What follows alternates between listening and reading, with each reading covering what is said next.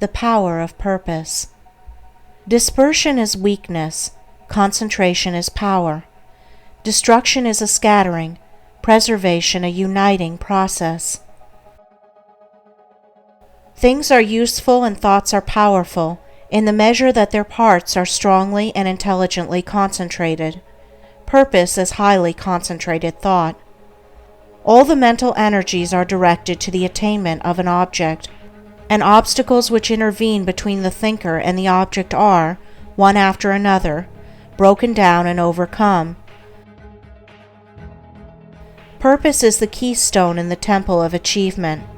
It binds and holds together in complete whole that which would otherwise lie scattered and useless.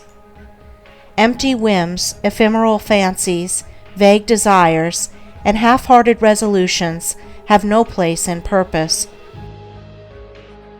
In the sustained determination to accomplish, there is an invincible power which swallows up all inferior considerations and marches direct to victory. All successful men are men of purpose. They hold fast to an idea, a project, a plan, and will not let it go. They cherish it, brood upon it, tend and develop it, and when assailed by difficulties, they refuse to be beguiled into surrender. Indeed, the intensity of the purpose increases with the growing magnitude of the obstacles encountered. The men who have molded the destinies of humanity have been mighty men of purpose. Like the Roman laying his road, they have followed along a well-defined path and have refused to swerve aside even when torture and death confronted them.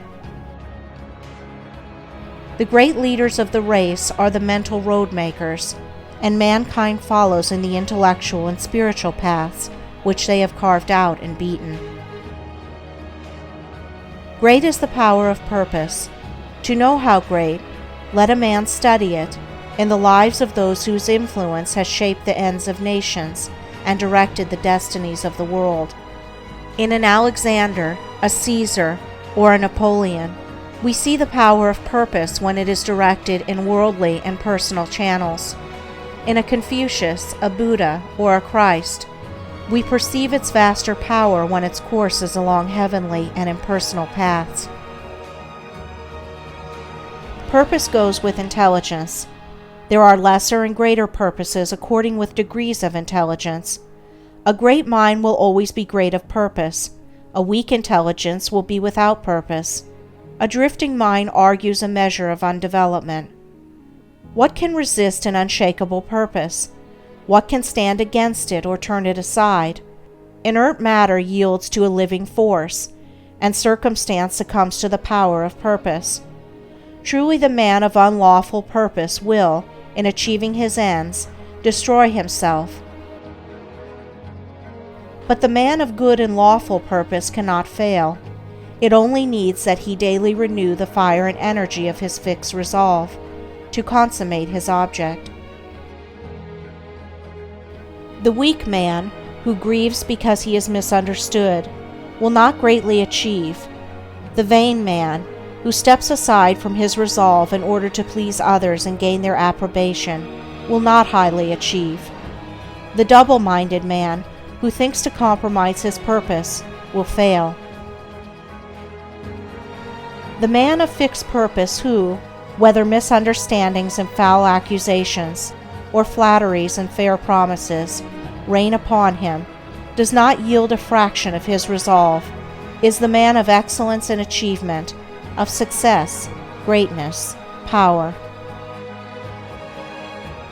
Hindrances stimulate the man of purpose. Difficulties nerve him to renewed exertion. Mistakes, losses, pains do not subdue him, and failures are steps in the ladder of success, for he is ever conscious of the certainty of final achievement.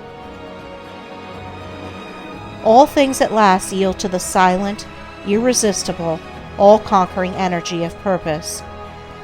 Out of the night that covers me, black as the pit from pole to pole, I thank whatever gods may be for my unconquerable soul.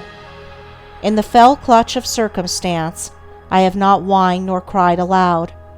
Under the bludgeoning of chance, My head is bloody but unbowed.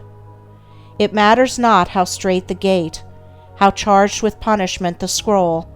I am the master of my fate. I am the captain of my soul.